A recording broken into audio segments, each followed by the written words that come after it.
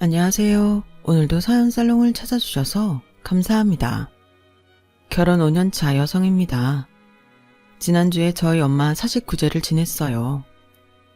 그동안 잔병치레 한 번 없던 엄마였는데 갑자기 극심한 두통을 호소하며 병원에 가셨다가 검사 결과도 나오기 전에 그만 세상을 떠나고 마셨어요. 사후 알게 된 엄마의 병명은 악성 뇌종양이었어요. 선생님 말로는 이미 손 쓸 수 없을 정도로 진행이 돼서 당장 어떻게 돼도 이상하지 않을 상태였다고 하더군요.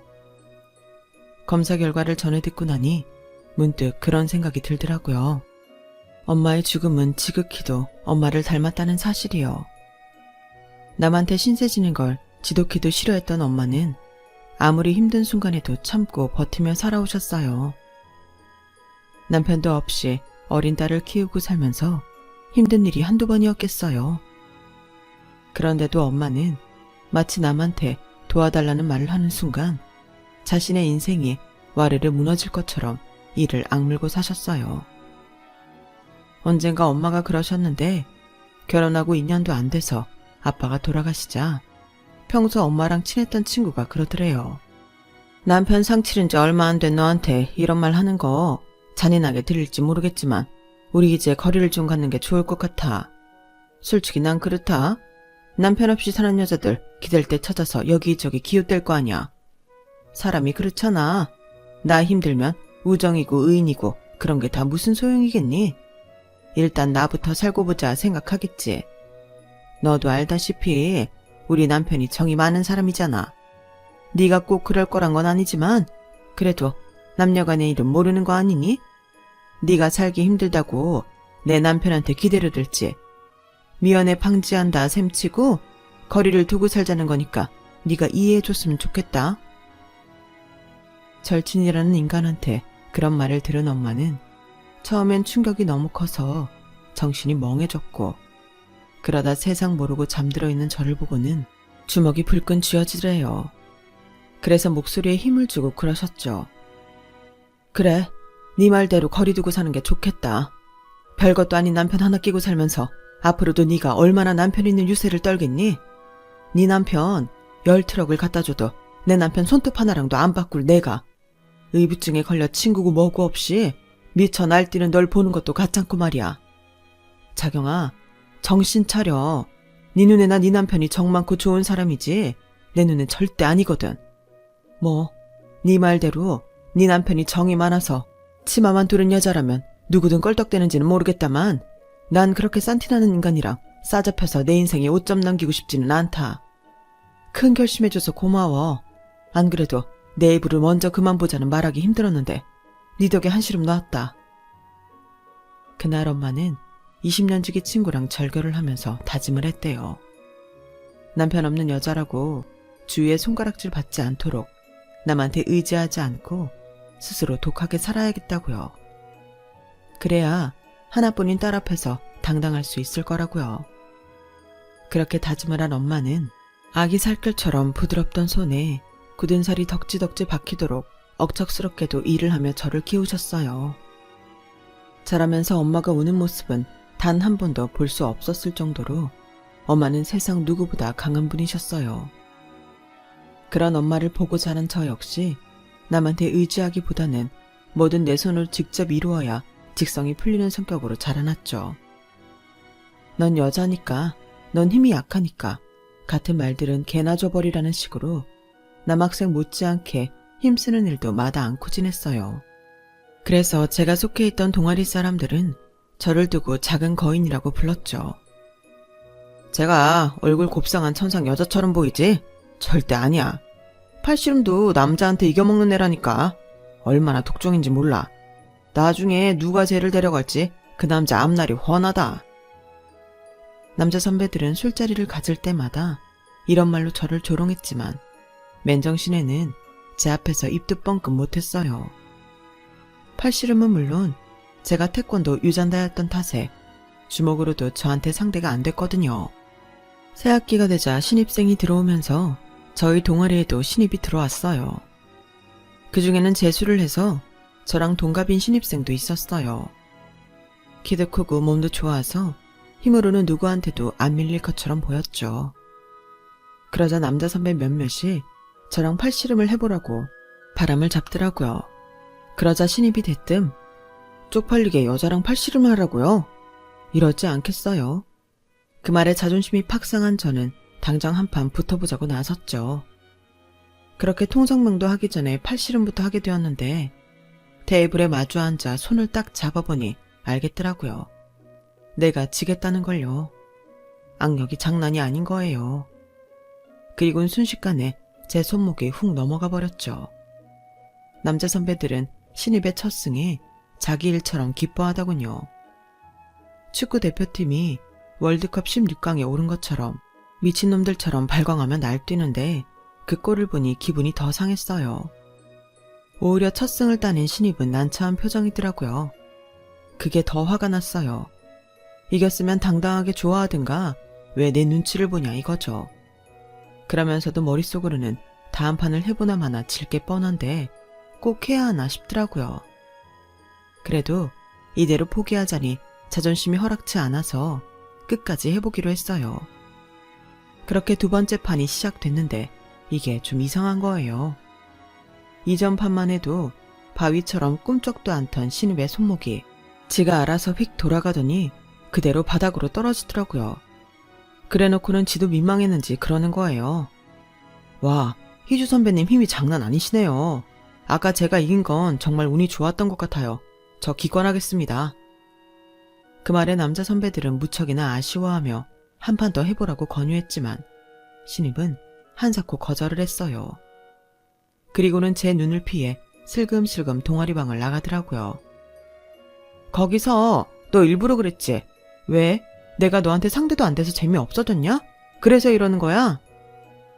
저는 기어이 쫓아나가서 한마디 했어요. 그러자 신입이 그러더라고요. 아닌데, 나 정말 이길 자신이 없어서 그만둔 건데.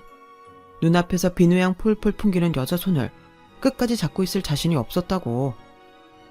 그 말을 하며 제 눈을 똑바로 바라보는데 순간 제 얼굴이 다 화끈거리더라고요. 내 앞에서 옷을 벗은 것도 아니고 야한 말을 한 것도 아닌데 왜 그렇게 심장이 콩닥거리던지 안 되겠다 싶어서 제가 먼저 돌아섰어요. 그랬더니 제 등 뒤에서 그러더라고요. 희주 선배, 앞으로 남자들이랑 팔씨름하지 마. 선배가 딴 남자 손잡고 있는 거 보면 샘날 것 같으니까. 알았지? 꼭이다. 저는 녀석이 다짜고짜 반말을 하는데도 뭐라고 하도 못 내고 그대로 복도를 따라 걸었어요. 와, 뭐 저런 놈이 다 있냐? 혼잣말처럼 중얼거리면서요. 대학교 2학년이 되도록 남자친구 한번 사귀어 본 적 없던 저로서는 그때 신입한테 느꼈던 감정이 정확히 뭔지 알지 못했어요. 어릴 때부터 태권도장에서 남자애들과 겨루기를 하며 몸으로 부득이온 저였지만 그래서 오히려 남자를 이성적으로 느끼는데 둔감했던지도 모르겠네요. 그런 저를 뒤흔든 게 바로 신입이었어요. 이후에도 신입은 저랑 있을 때면 을에 반말을 했고 별거 아닌 말로 제 얼굴을 달아오르게 했지만 그 이상 선은 넘지 않았어요. 제 머리로는 이게 도대체 무슨 사이인지 모르겠어서 친구한테 조언을 구했더니 신입이 제게 마음이 있는 거라고 하더라고요. 그런데 직접적으로 사귀자는 말을 하는 것도 아니고 따로 만나자고 하는 것도 아니라서 긴가민가 할 뿐이었죠. 그렇게 시간은 흘러 2학기 기말고사 마지막 날이었어요. 시험을 끝내고 홀가분한 마음으로 동아리방에 갔더니 선배들이 신입의 어깨를 두드려주며 위로하고 있더라고요. 희주야, 정우 군대 영장 나왔단다. 다음 주에 입대한대. 오늘 환송 파티 할 건데 너도 할 거지? 순간 심장이 쿵 내려앉는 것 같았어요. 시작도 못 해보고 이렇게 끝나는구나 생각하니 허탈해서 헛웃음만 나더라고요. 그래서 술자리에서도 내내 별말 않고 술만 마셨어요. 맥주를 잔뜩 마신 탓에 화장실이 급했던 저는 종종 걸음을 치며 화장실이 있는 옆 건물로 들어갔어요. 그렇게 볼일을 보고 나왔는데 건물 입구에 누가 서 있더라고요. 화장실 때문에 입구 문은 열어놓았지만 건물 내 불은 다 꺼져 있던 터라 입구에 서 있는 사람 얼굴은 보이지 않았어요. 제 발소리에 사람이 계단을 걸어 내려오는 걸 분명히 알았을 텐데 고개 한번 안 돌리더라고요. 순간 손에 땀이 났어요. 제가 아무리 태권도 유단자이긴 해도 술까지 잔뜩 마신 데다가 온전히 발을 뻗을 공간도 안 되는 상황에 상대가 흉기라도 들고 있다면 꼼짝없이 당하게 될 테니까요. 그래서 발걸음을 멈추고 상대가 건물을 나가기를 기다렸어요. 그런데 희주 선배, 나 여기서 언제까지 기다려야 돼? 할 말 있어. 내려와봐. 그제야 안도의 한숨을 쉰 저는 계단을 따라 내려왔어요. 설마 쫄았던 거야? 천하의 윤희주가? 우리 희주도 여자는 여자구나. 뭐? 이 자식이 어디다 대고 우리 희주래. 너 군대 간다고 선배 앞에서 너무 막 나가는 거 아니야? 아, 군대만 아니면 내 손에 어디 한 군데 쥐어 터진 건데. 너 운 좋은 줄 알아라. 그리고 몸 조심하고 잘 다녀와. 뭐야, 면회 한번 안 올 사람처럼. 면회 올 거지? 나 기다린다. 그러거나 말거나. 말은 그렇게 했지만 신입이 자대 배치받고 처음 면회를 갔던 사람이 저였어요. 다짜고짜 전화를 해서는 면회 오라고 하더라고요. 저는 그냥 가벼운 마음으로 치킨을 사들고 갔는데 막상 가보니 제가 첫 면회였더라고요. 대개는 부모님이나 여자친구를 부르는데 신입이 저를 불렀던 거예요. 그러면서 첫 면회자로 저를 선택해 준 걸 고맙게 생각하라느니 못 본 사이 피부가 까칠해졌다느니 하면서 PX에서 산 화장품을 주더라고요. 서로 투덕대며 떠들다 보니 면회 시간이 끝나서 신입을 뒤로하고 부대를 나왔어요. 그런데 나도 모르게 울컥한 거예요. 따지고 보면 우리는 아무 사이도 아닌데 말이죠. 그 후로도 저는 시간이 날 때마다, 아니, 일부러 시간을 내서 신입 면회를 다녔어요. 서로 간에 사귀자는 말은 없었지만 신입의 부대원들은 저를 신입 여자친구라고 알고 있었고 저도 신입도 그 말을 부정하지 않았어요. 그렇게 얼렁뚱땅 연인이 된 우리는 신입이 제대를 하고 대학을 졸업할 때까지도 관계가 이어졌어요.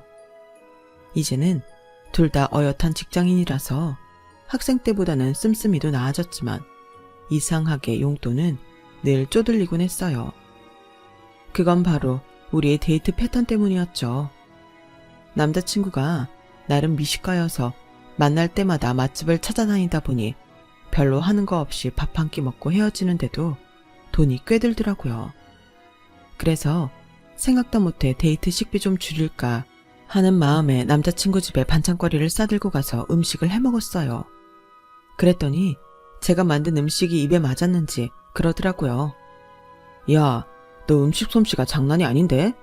딸은 엄마 음식 솜씨 담는다는데 어머님도 솜씨가 좋으신가 봐.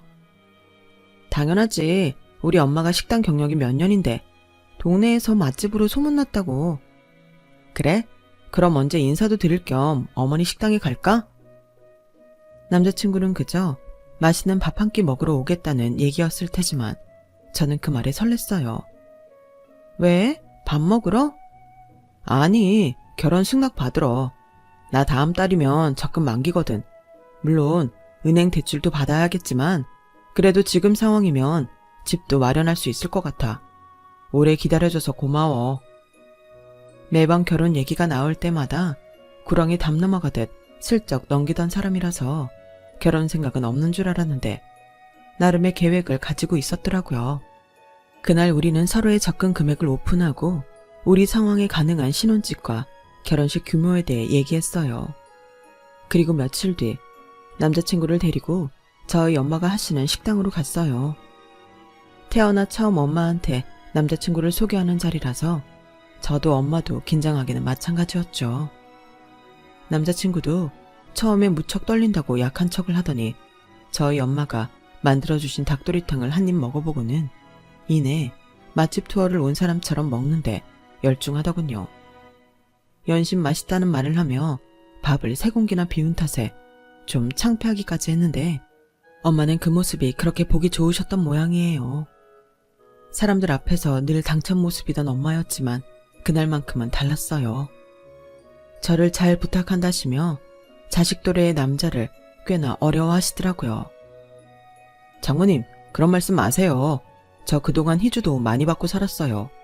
장모님도 아시겠지만 희주가 좀 멋진 구석이 있잖아요. 저 군대 가고 제대하는 날까지 매주 면회 와준 건 저희 내무반에서 희주 한 사람뿐이었어요.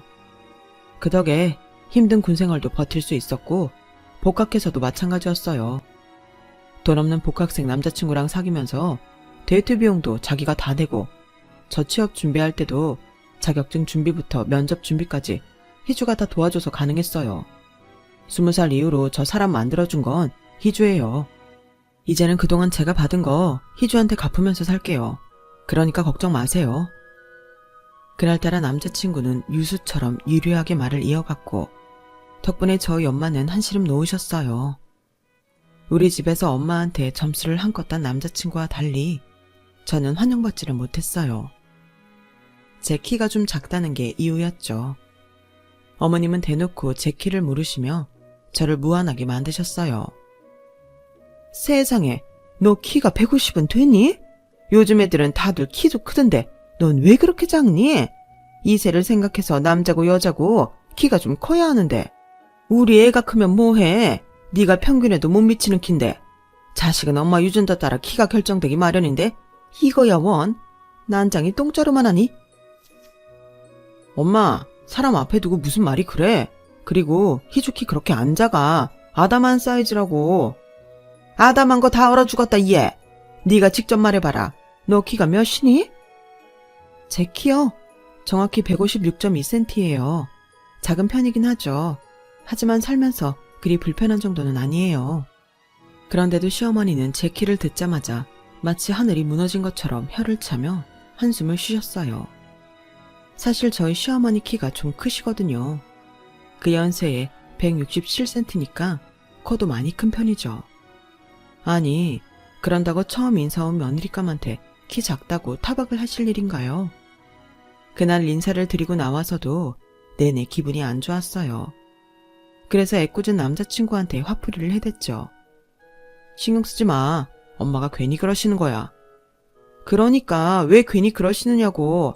안 그래도 긴장하고 간절인데 꼭 그러셔야 하느냔 말이야. 실은 엄마가 나한테 삐친 게 있어서 그래. 내가 장모님 모시고 살겠다고 했거든. 얘기를 들어보니 처음부터 저희 엄마를 모시고 살 생각은 아니었다고 하더라고요. 그런데 막상 저희 엄마를 만나서 얘기를 나눠보니 저희 엄마 인생에서 제가 차지하는 부분이 얼마나 큰지 알겠더라나요. 남편도 없이 딸 하나 믿고 살아오셨는데 내가 너만 쏙 빼가면 어머님이 얼마나 적적하시겠어? 30도 안 된 나이부터 딸 자식 때문에 재혼도 않고 사셨는데 그 인생을 보상해드리지 못해도 조금이나마 위로는 해드려야 하잖아. 그래도 자기 부모님이 싫어하실 텐데 그래도 돼? 게다가 엄마 모시고 살려면 집도 우리 계획보다 더 큰 데로 이사가야 할 텐데 돈은 어쩌고. 하는 데까지 해보지 뭐. 정 안 되면 장모님께 좀 도와달라고 하지 뭐. 생각지도 못한 남자친구의 제안에 울컥할 정도로 기뻤어요. 물론 시부모님께 면목 없는 일이긴 하지만 말이에요. 그런데 그날 밤 엄마한테 그 얘기를 했더니 절대 안 된다고 거절하시는 거예요. 말도 안 되는 소리 하지 마. 니들 신혼집에 왜 내가 들어가 사니? 날 눈치 없는 늙은이로 만들 참이니? 나도 이제 내 인생 즐기고 살 거니까 너도 엄마 걱정하지 말고 네 인생 살아. 정서방한테는 네가 얘기 잘해주고. 결국 엄마의 반대로 저희와 합가를 하는 문제는 없던 일로 되었어요. 대신 저희가 엄마 집 근처에 신혼집을 잡기로 했죠. 그 문제로 시어머니한테 한 소리를 듣긴 했지만 이번엔 저도 물러설 수 없었어요. 평생을 저랑 단둘이 살아온 엄마인데 당장 제가 출가하고 나면 너무 적적하실 것 같아서 걱정이 됐거든요. 엄마, 우리 장모님 음식 솜씨가 얼마나 좋은지 알아? 장모님 근처에 살면 매일같이 맛있는 밥 먹고 살 수 있는데 그 좋은 기회를 왜 말리는 거냐고. 엄마도 알잖아. 나 입맛 까다로운 거. 엄마는 아들이 잘 먹고 잘 사는 게 그렇게 배 아파? 이 녀석이 누가 그렇대. 하여간 지아빠 닮아선 먹는 거에는 엄청 열을 올린다니까. 자식 이기는 부모 없다고 결국 시어머니는 저희 뜻을 따라주셨어요. 하지만 이 일이 나중에 어떤 결과를 초래하게 될지는 그때까지만 해도 몰랐어요. 친정 근처에 살다 보니 가장 좋은 건 엄마 찬스를 자주 쓸 수 있다는 거였어요. 집들이 때도 엄마가 와서 음식을 해주셨고 평소 저희가 먹을 밥 반찬도 엄마가 직접 해다가 냉장고를 채워주시곤 했거든요. 김치는 말할 것도 없고요. 남편은 음식 솜씨 좋은 장모님 덕에 집에서 밥 먹는 시간이 제일 행복하다고 할 정도였죠. 그러던 어느 날이었어요. 주말에 시부모님이 찾아오셔서 간만에 한우를 구워 먹게 됐어요. 며칠 전에 엄마가 가져다 준 파김치랑 그 밑 각종 밑반찬을 꺼내 상을 차렸죠. 그런데 저희 엄마 김치를 드신 아버님이 너무 맛있다며 어디서 난 거냐고 물으시더라고요. 아버지, 김치 맛있죠? 우리 장모님 솜씨예요. 이 파김치도 드셔보세요. 태어나서 이렇게 맛있는 김치는 처음이라니까요. 그날 아버님은 한우보다도 김치를 더 많이 드시고 가셨어요. 저희 엄마 반찬을 맛있게 드셔주니까 저도 덩달아 기분이 좋더라고요. 그런데 이 일이 얼마 뒤 큰 파장을 일으킬지 누가 알았겠어요. 한 일주일쯤 지났을까요? 엄마가 아침 일찍 커다란 김치통을 2개나 들고는 저희 집에 오셨더라고요. 엄마, 뭔 김치를 이렇게 많이 가져왔어? 저번에 준 김치도 그대로 있는데. 이거 니네 거 아니야. 이복에 정서방, 이거 이따가 어머님 좀 가져다 드려. 하나는 배추김치고 하나는 파김치야. 그럼 부탁 좀 하네. 엄마는 가게 문을 열어야 한다며 서둘러 돌아가셨어요. 주말이라 늦은 아침을 먹고 남편과 함께 김치 배달을 하러 시댁에 찾아갔어요. 그랬더니 아버님이 안방에서 달려나와 서둘러 김치통부터 여시더라고요. 그리곤 한 입을 딱 떼어 드시고는 시어머니한테 밥 한 그릇 가져오라고 하시는 거예요. 안 그래도 내가 사돈 김치 먹을 생각에 점심도 굶고 있었다. 여보, 딴 반찬 꺼낼 것도 없어. 가위 가져와서 배추김치 대가리만 잘라달라고. 아버님은 어머님이 내온 밥에 김치를 척 올려 드시며 연신 감탄사를 내보내셨어요. 그런데 이날 이후 매번 저희 엄마한테 김치 부탁을 하시지 뭐예요. 엄마는 그럴 때마다 배추김치며 파김치, 깍두기에 갓김치까지 아버님이 요구하는 종류별로 김치를 만들어 보내셨어요. 김장 때는 아예 시부모님이 저희 엄마 가게로 차를 끌고 가서 큰 통으로 몇 개씩 김치를 가져가셨죠. 한두 번이야 그렇다 치지만 매번 김치를 그렇게 퍼가면서도 10,000원짜리 한 장 안 내놓는 모습에 기가 찼지만 그렇다고 제가 난서서 한 소리 할 수는 없는 노릇이었어요. 그래서 남편한테 대신 시부모님께 얘기 좀 해보라고 말했죠. 반응은 즉각 나타났어요. 시어머니가 회사로 전화를 했더라고요. 내 아들 시켜 김치값 내라는 말을 하는 너도 너지만 네 친정엄마는 더하구나. 김치 필요할 때마다 말하라고 하더니 우리가 가져가면 얼마나 가져갔다고 그걸 딸내미한테 쪼르륵 고자질을 한다니? 나 김치도둑 취급을 받으면서까지 니네 엄마 김치 퍼다 먹을 정도로 한심한 사람 아니다. 앞으론 니네 친정 김치 안 받을 테니까 너도 니네 엄마도 내 아들한테 헛소리 하지 마. 기껏 공짜로 김치 퍼다 먹고 오히려 큰 소리 치는 꼴이라니 어쩌면 사람이 이렇게 염치가 없을까요? 그런데 말은 이렇게 해놓고는 구질구질하게 다른 방법으로 사람 엿먹이지 뭐예요? 공짜 김치 안 가져다 먹는다고 한 말이 무색할 정도로 아버님은 하루가 멀다 하고 저희 엄마 가게에 찾아오셨어요. 처음엔 지나가다 밥때가 돼서 식당에 들어왔는데 그게 사돈 가게일 줄은 몰랐다는 궁색한 변명이었지만 하루 이틀 지나면서는 의례 점심때마다 찾아와 한 자리 차지하고 공짜 밥을 먹고 가셨거든요. 명색이 사돈인데 저희 엄마가 밥값을 받을 리 없었죠. 그걸 이용한 건지 아니면 정말 저희 엄마 음식이 입에 맞아서 그랬는지는 모르겠지만 아버님은 그 후로 툭 하면 친구분들을 모시고 저희 엄마 가게에 오셔서 식사를 하셨어요. 매번 공짜 밥을 드시고 가면서 나갈 때는 공짜 커피까지 한 잔 뽑아 들고 나가는 걸 잊지 않으셨죠. 대개 이런 경우는 대접받는 사람이 미안해서 안 찾아가기 마련인데 저희 아버님은 눈치가 없는 건지 뻔뻔한 건지 아무 거리낌 없이 저희 엄마 식당을 드나드셨어요. 그러면서 자연스레 김치도 다시 받아먹기 시작했고요. 결국 보다 못한 남편이 매번 저희 엄마한테 김치값과 아버님 식사 비용을 내기는 했지만 저희 엄마가 그 돈을 받을 리 만무했죠. 아버님이 저희 엄마 식당에 발길을 끊게 된 건 다름 아닌 제 출산 때문이었어요. 제 산후조리를 돌봐주시던 엄마가 곧 출산 휴가가 끝나는 저를 대신해 아이를 봐주시기로 했거든요. 그동안 식당을 하시느라 변변히 쉬지도 못했던 엄마는 이참에 친구한테 가게를 넘기고 이제 좀 쉬겠다고 하신 거예요. 저한테는 무엇보다 반가운 소식이었어요. 엄마가 봐주신다면 회사에 복귀해서도 안심이 되고 어차피 베이비시터한테 들어갈 돈 저희 엄마한테 드리면 되는 거였으니까요. 예, 됐다. 그 돈 잘 모았다가 니들 집 넓혀갈 때 보태. 엄마는 그 돈 아니어도 살만하니까. 가게 넘겨받은 친구가 목돈이 없다고 매달 매상해서 잔금 보내주기로 했거든. 그것만 받아도 엄마는 충분히 먹고 산다. 그러니 돈 걱정은 말고 얼른 돈 모을 생각이나 해. 그건 그거고 이건 이거지. 어차피 엄마 아니었어도 이 돈은 나갈 돈이었어. 대신 엄마가 우리 애 봐주니까 내가 더 안심하고 일할 수 있잖아. 그게 어디야. 나도 그렇고 그이도 그렇고 엄마가 이 돈 안 받으면 미안해서 엄마한테 못 맡겨. 그러니까 그냥 받아. 안 받겠다던 엄마는 그럼 나도 애를 안 맡기겠다고 버티자 하는 수 없이 받으셨어요. 이렇게 엄마가 가게를 그만두시니 더는 시아버지도 저희 엄마 가게에 드나드는 일을 그만두게 되셨죠. 하지만 그놈의 김치는 여전히 얻어다 드셨어요.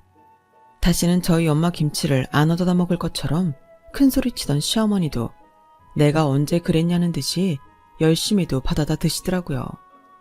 손주 보랴 살림하랴 몸이 10개라도 모자랄 판에 제 시댁 김치 담그는 엄마를 보니 미안하고 한편으로는 화가 났어요. 예전 같으면 벙어리 냉가슴만 앓고 지냈겠지만 애를 낳고 나니 저도 강단이 생겼는지 시어머니한테 직접 말을 꺼내게 되었죠. 어머님, 매번 저희 엄마한테 김치 얻어다 드시는데 이제 그만하시면 좋겠어요.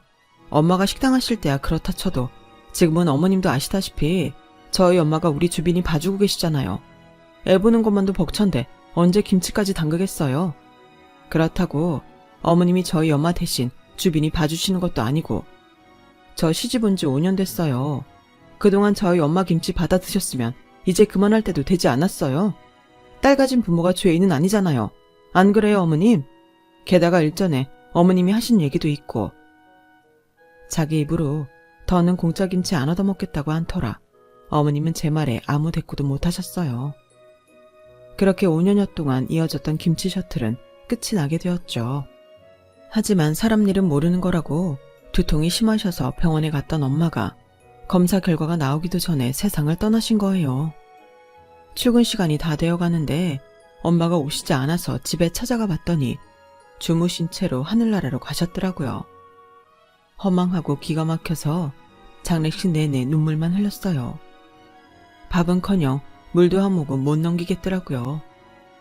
일 그만두고 쉬시는 엄마한테 끝까지 손주 육아까지 떠넘긴 게 마음에 걸려서 더 그랬던 것 같아요. 그런데 그때는 경황이 없어서 몰랐는데 저희 엄마 장례식에 저희 시부모님이 코빼기도 안 보이시더라고요. 장례 기간 동안 저희 애를 봐주시느라 그랬다고는 하지만 그래도 사돈간에 조문도 안 오는 건 너무하지 않나요?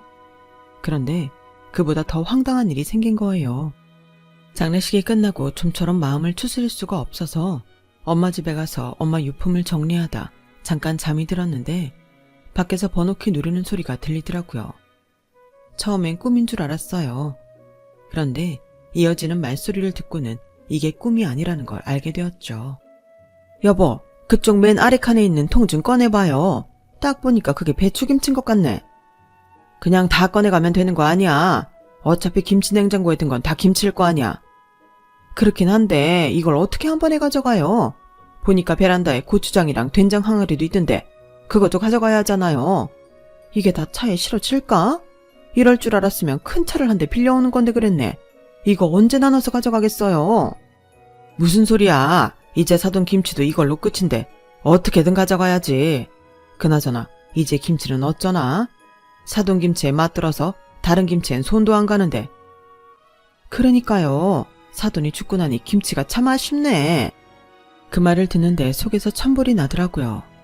장례식엔 코빼기도 안 보이던 인간들이 저희 엄마 죽자마자 내 엄마 집에 김치 훔치러 와서는 한다는 소리가 고작 내 엄마의 죽음보다 당신들 김치가 아쉽다고요? 안방에서 숨죽이고 있던 저는 그대로 주방으로 나갔어요. 방에서 나온 저를 보자 시부모님은 귀신을 본 사람들처럼 소스라치게 놀라더군요.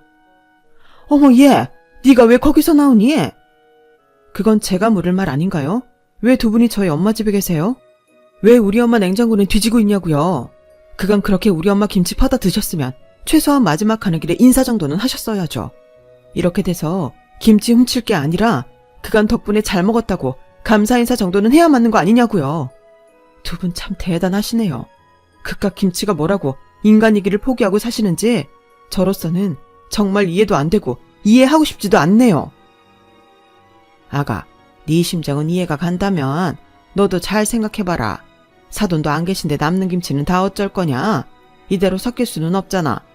우린 그저 네 수고 덜어줄 요량으로다가 그래서 온 거니까 너무 속상해 말아라.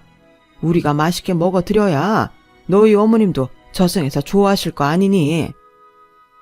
아버님이 얼어 죽을 김치 타령에 저는 더 우라가 치밀었어요. 그래서 아버님 손에 들린 김치통을 뺏어선 김치를 꺼내 두 분 얼굴에 집어 던졌어요. 아, 그래요? 그럼 굳이 집에까지 들고 갈 필요 없네요. 그 좋아하는 김치 집에 가져갈 거 없이 여기서 다 드세요. 배추김치도 드시고 알타리도 드시고 다 드시라고요. 순식간에 김치로 싸대기까지 맞은 시부모님은 이게 무슨 짓이냐며 호통을 치셨지만 그땐 저도 눈에 뵈는 게 없는 상황이라 고래고래 악을 쓰며 맞서 싸웠어요. 뒤늦게 시어머니 전화를 받고 달려온 남편은 김치로 난장판이 된 집을 보고는 깜짝 놀랐어요. 그리고는 바닥에 주저앉아 통곡하는 저를 달래기 시작했죠. 아버님은 담배를 뻑뻑 피우시며 며느리한테 김치 싸대기를 맞을 줄은 몰랐다며 말세라고 한탄을 하셨고, 어머님은 제가 보고 배운 게 없어서 밑바닥이 드러난 거라며 비아냥거리셨어요. 그러자 남편이 두 분을 노려보며 말했어요. 이 사람 경험 없을 거라고 대신 장모님 집 정리해 주시겠다고 비밀번호 물으신 거 아니었어요?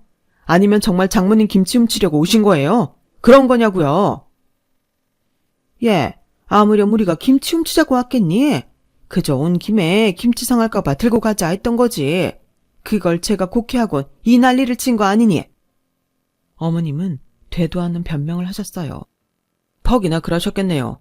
애초에 장모님 장례식에도 안 오신 분들이 장모님 집 정리를 해주겠다고 해서 반신반의했는데 이게 목적이었던 거죠.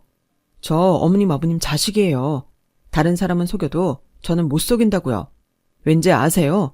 그동안 살면서 두 분이 해온 한심하고 찌질한 모습을 누구보다 제가 잘 알기 때문이라고요. 제 처가 보고 배운 게 없다고요. 그렇게 따지면 저야말로 보고 배운 게 없는 사람 아닌가요? 부모 잃고 마음 아파하는 며느리 심정은 아랑곳 않고 자기 입에 들어갈 그깟 김치 쪼가리에 정신 팔려서 도둑질이나 하는 파렴치한들 밑에서 제가 뭘 보고 배웠겠냐고요. 창피한 줄을 아세요. 적어도 두 분이 인간이라면 모든 걸 제 아내 탓으로 돌리기 전에 본인 스스로 반성하시라고요. 저요, 오늘 이 시간 이후로 두 분 자식 노릇 그만할 생각입니다. 내 아이한테 떳떳한 부모가 되기 위해서라도 두 분 자식 그만할 거라고요. 그러니 당장 이 집에서 나가주세요. 남편은 시부모님을 내쫓고 바닥에 내던져진 김치를 치우기 시작했어요. 바닥에 뒹굴어 더러워진 김치 외에 온전히 남아있는 김치들은 김치 냉장고에 넣으며 그러더군요. 장모님이 남겨주신 마지막 김치니까 아무도 주지 말고 엄마 생각 날 때마다 조금씩 꺼내 먹으라고요. 이 김치 다 먹고 나면 그래도 장모님을 보내드릴 마음의 준비가 되지 않겠냐고 말이죠. 서둘러 잊으려고 애쓰지 말고 천천히 마음에서 준비가 될 때까지 충분히 그리워하고 슬퍼하라고 말이에요. 그 말에 남편을 끌어안고 한참을 울었습니다. 그 일 이후로 시댁과는 연락을 끊고 살고 있어요. 아버님과 어머님이 손주가 보고 싶으시다며 주말에 집까지 찾아와 배를 누르고 문 밖에서 싹싹 빌며 애원하셨지만 남편은 문을 열어주지 않았어요. 아무리 가족이라도 일방적으로 상처만 주는 사람이라면 연을 끊고 사는 것도 방법이라고 하면서요. 엄마 사직 구제가 끝난 지금 여전히 저는 엄마를 떠나보지 못했지만 엄마 김치가 바닥을 드러낼 때쯤 되면 지금보다는 마음이 가벼워지지 않을까 생각해요. 비록 엄마는 떠나셨지만 제 곁에는 사랑하는 남편과 아이가 있으니까 저도 힘내서 열심히 살아보려고 합니다. 쓰다 보니 엄마가 그리워지네요. 제 사연을 들어주셔서 감사합니다. 항상 건강 조심하시고 행복하세요. 여러분, 사연 댓글에 응원과 현명한 조언 부탁드려요. 좋아요와 구독은 저에게 큰 힘이 됩니다. 오늘도 좋은 일 가득하세요.